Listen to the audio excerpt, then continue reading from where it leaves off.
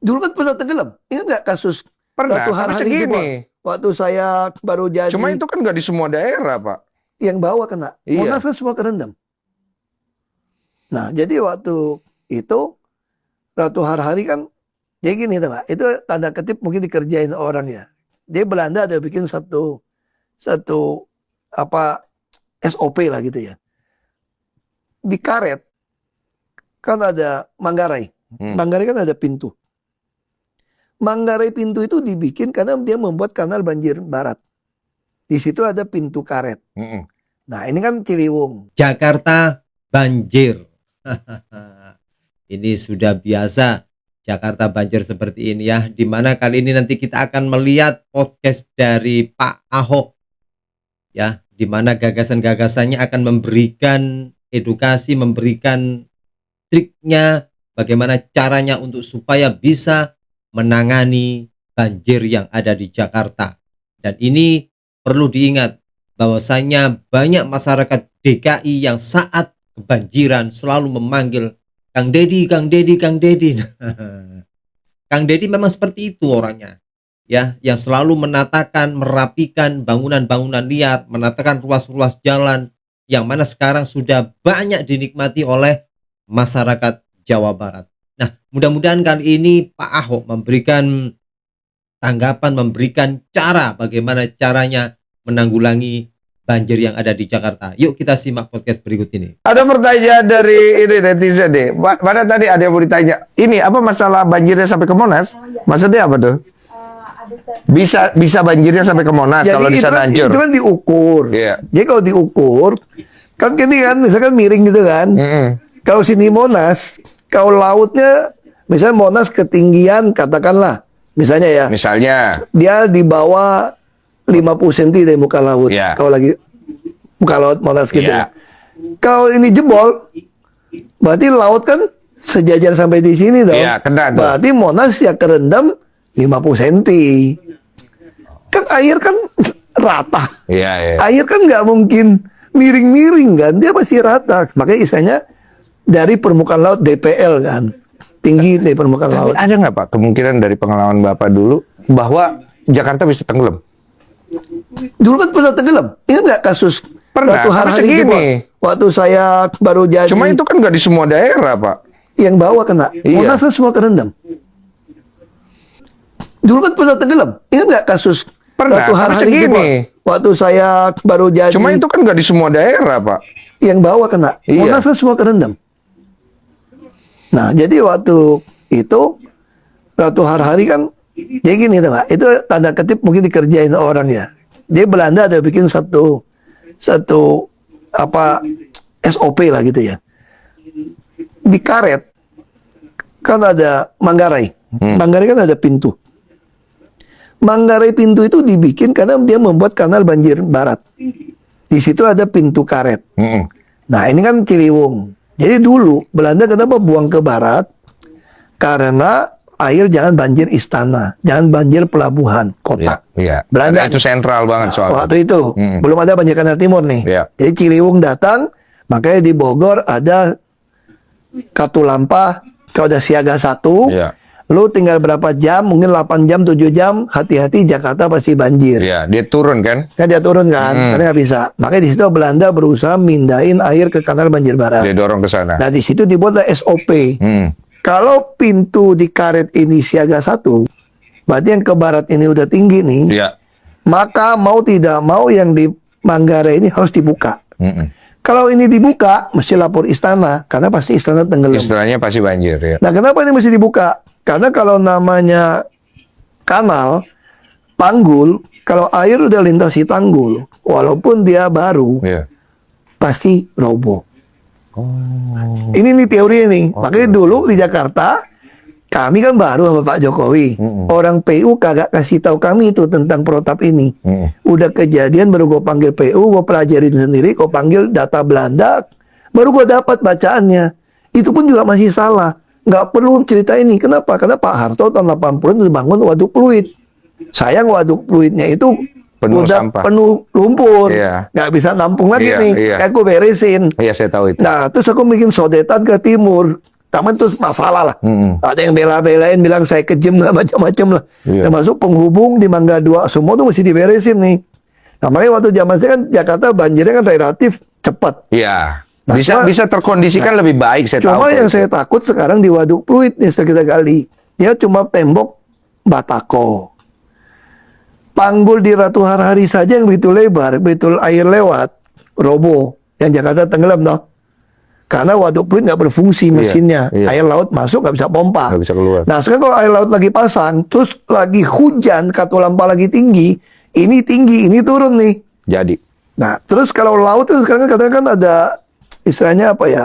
Global warming gitu ya. Iya. Ada angin, typhoon segala macam, ombak kan relatif lebih tinggi, lebih keras.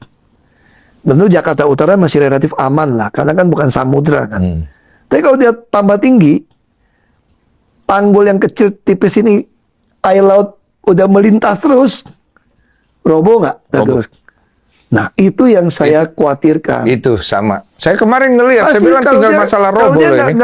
nggak mintas, nggak nyebrang, Iya. cuma dung, Roboh. masih kita tambal itu aja bisa roboh. Tapi Roboh. masih lu bisa bilang, gua bisa tambal pakai Siapa pasir mau lah. bisa tambal dalam waktu secepat itu tiba-tiba di cracks gitu? Kalau dia melintas, Hmm. kan semua pasir kegerus, air kan, Iya.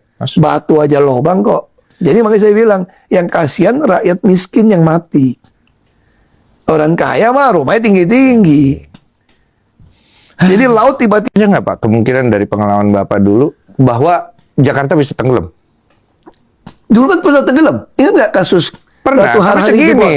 Waktu saya baru jadi Cuma itu kan nggak di semua daerah Pak. yang bawah kena. Iya. Monas kan semua kerendam.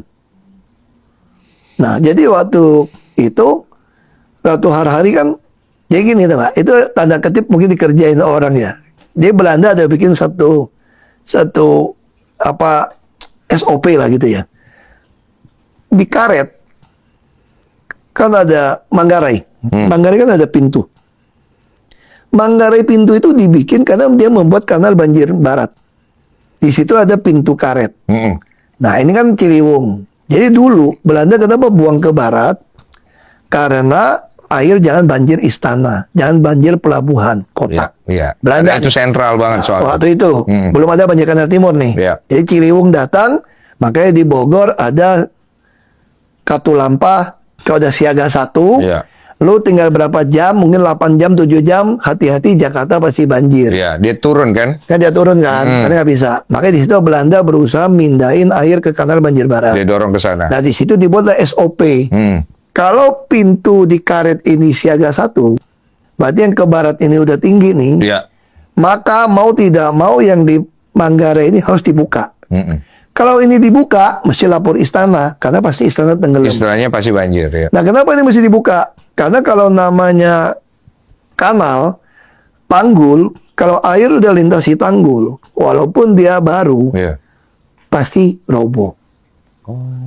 Ini nih teori ini. Makanya dulu di Jakarta, kami kan baru sama Pak Jokowi. Orang PU kagak kasih tahu kami itu tentang protap ini. Udah kejadian baru gue panggil PU, gue pelajarin sendiri, gue panggil data Belanda, baru gue dapat bacaannya. Itu pun juga masih salah. Nggak perlu cerita ini. Kenapa? Karena Pak Harto tahun 80 itu bangun Waduk Pluit. Sayang Waduk Pluitnya itu Penuh udah sampah. penuh lumpur. Iya. Nggak bisa nampung lagi Iya, nih. iya. Kayak gue beresin. Iya, saya tahu itu. Nah, terus aku bikin sodetan ke timur. Taman terus masalah lah. Ada yang bela-belain bilang saya kejam nggak macam-macam lah. Iya. Termasuk penghubung di Mangga 2 semua tuh mesti diberesin nih. Nah, makanya waktu zaman saya kan Jakarta banjirnya kan relatif cepat. Iya. Nah, Bisa terkondisikan lebih baik, saya tahu. Cuma yang saya takut sekarang di Waduk Pluit nih setelah kita gali. Dia cuma tembok batako. Panggul di Ratu Harhari saja yang begitu lebar, begitu air lewat, roboh. Yang Jakarta tenggelam toh.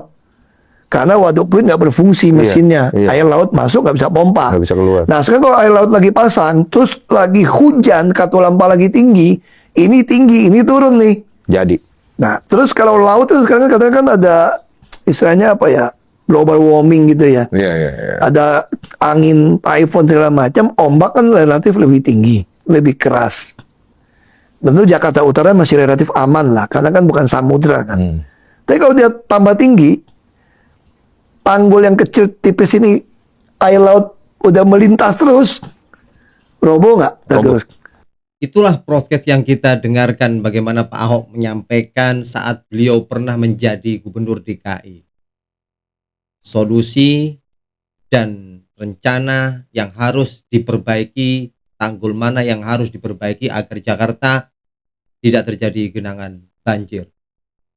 Mudah-mudahan ini juga menjadi referensi buat gubernur DKI yang saat ini Pramono dan Kang Dul, ya, supaya bisa segera memperbaiki area-area yang sering terjadinya banjir. Nah, kali ini beda lagi teman-teman. Ini ada tanggapan dari Gubernur DKI ya, Pramono, di mana banjir itu adalah kebanyakan yang ada di Jakarta itu kiriman.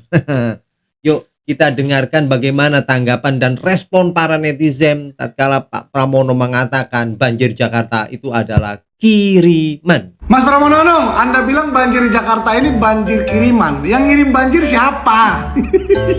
Karena memang banjir yang terjadi di Jakarta sekarang ini boleh dikatakan mayoritas hampir 90% lebih adalah kiriman. Karena curah hujan di Jakarta sendiri cukup rendah, Mas. Tetapi kami tidak mau menyalahkan siapapun.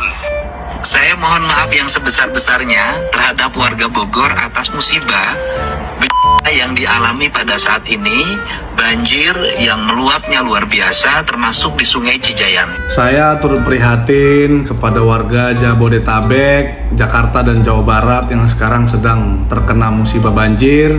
Semoga kita doakan sama-sama agar banjirnya segera surut dan masyarakat bisa kembali beraktivitas seperti sedia kala. Tapi saya lebih prihatin lagi kepada Gubernur Jakarta nih. Kok malah ada istilah banjir kiriman? Aduh, harusnya berpikir bagaimana solusi agar tidak banjir lagi. Ini malah sibuk sepertinya menyalahkan pihak lain, menyalahkan provinsi lain, katanya ngirim banjir. Woi, air itu jalan sendiri, bos. Ya, memang dari dataran tinggi ke rendah itu memang sifat air, ya, bukan kayak di luar angkasa air terbang-terbang. Lagian siapa yang mau kepengen ngirim banjir? Hah? Ada ngepaketin banjir terus ngirim air ngirim banjirnya pakai apa? Pakai ojol. Harusnya kayak Kang Deddy aja, Gubernur Jawa Barat. Sama-sama loh baru jadi gubernur, ya kan? Yang sebelumnya bukan Kang Deddy juga kan gubernurnya, tapi minta maaf aja selaku gubernur, selaku pelaksana, selaku pemimpin daerah. Ya kan, minta maaf kepada warganya, belum bisa memberikan yang terbaik, kan gitu aja gitu loh. Jadi masyarakatnya pun, oh iya ya, mungkin abis ini ada perbaikan yang dilakukan oleh gubernur kami, kan gitu aja. Terus kita bicarakanlah solusinya. Ini malah salahin banjir kiriman. Aduh, mirip Pak Anies ya, salahin angin. Mirip, cocok mereka dua. Jakarta banjir terus di awal tahun, kok bisa sih? Hai semua, nama saya Alvin, saya seorang engineer teknik sipil dengan pengalaman kerja 10 tahun. Mari saya jelaskan secara sederhana tentang dua faktor penyebab utamanya. Jadi kalau di Jakarta udah hujan dari subuh sampai siang, itu udah red flag banget. Air hujan nih harus antri dulu buat masuk ke laut ataupun sungai. Jadi gak hanya mobil kita aja yang kena macet, air juga kena macet. Tapi kenapa Pak dia bisa macet, Pak? Ini karena kapasitas drainase kita menurun. Kenapa dia bisa menurun? Karena banyak saluran kita yang dangkal akibat sedimentasi ataupun sampah. Kalian boleh belajar tentang koefisien Manning tentang bagaimana saluran yang tidak terawat itu bisa mengurangi kapasitas drainase. Oke, next, ini masalah kedua yang lebih struktural. Jakarta mengalami land subsidence atau penurunan muka tanah sekitar 5-6 cm per 1 tahun di beberapa daerah. Jadi bayangin aja dalam 5-6 tahun turunnya tuh 30 cm alias 1 penggaris ini. Ini artinya airnya makin naik tapi gak terlalu banyak, tanggul kita makin turun. Kapan-kapan saya bahas tentang seepage deh, dimana kalau airnya lebih tinggi daripada tanggul, akan ada semacam seepage atau rembesan. Balik ke penurunan muka tanah Jakarta, penyebab utamanya adalah pengambilan air tanah. Nah, jadi gini, air dalam pori-pori tanah tuh disedot keluar. Lalu sisa rongkanya itu memadat karena tekanan dari tanah itu sendiri. Itu kita sebut sebagai konsolidasi. Dan tekanan tanah sendiri adalah overburden pressure. Jadi tanahnya yang turun. Memang laut juga naik tapi gak terlalu banyak. Oke, terus solusinya apa dong? Yang pertama adalah kita keruk sedimentasi dan sampah-sampah dari saluran kita agar kapasitas saluran drainase kita meningkat. Lalu yang kedua adalah regulasi yang ketat terkait pengambilan air tanah, terutama yang masif ya. Lalu yang ketiga adalah siapin pompa jauh-jauh hari untuk kondisi hujan ekstrim. Oh ya, by the way, gubernur kita yang berlatar belakang geologi tuh ngerti banget soal beginian. Makanya pompa-pompa tuh disiapin sama dia. Sambil pasukan orangnya dia itu kerja. Tapi ironinya, beliau malah masuk penjara. Lalu digantikan sama yang berlatar belakang ekonomi. Ya malah banjir sampai sekarang. Ya udah nikmatin aja lah. Nah itu yang bisa saya share kali ini. Menurut kalian ada faktor lain nggak? Tulis di kolom komentar pendapat kamu. Oke teman-teman, itulah ya kita dengarkan bersama-sama bagaimana tanggapan para netizen, dan mudah-mudahan kita doakan apa yang telah disampaikan oleh Pak Ahok tadi bisa menjadikan wawasan atau bisa berunding untuk memecahkan suatu permasalahan banjir yang ada di daerah DKI Jakarta. Karena apa? Kasihanlah warganya ya yang mempunyai motor, mempunyai mobil. Kan kalau banjir terus-terus seperti itu akhirnya menjadikan rusak mesinnya tersebut, dan akhirnya menjadikan warganya terdampak, tidak bisa kemana-kemana, tidak bisa akses untuk kerja. Mudah-mudahan segera bertindak dan segera mencarikan solusi terbaik agar banjir yang ada di Jakarta tidak terulang kembali. Mudah-mudahan segera terrealisasi apa yang telah diinginkan oleh masyarakat Jakarta. Terima kasih teman-teman. Jangan lupa tulis pendapatnya di dalam kolom komentar. Semoga kita terus belajar dan belajar. Jazakumullah khairan katsiran. Assalamualaikum warahmatullahi wabarakatuh.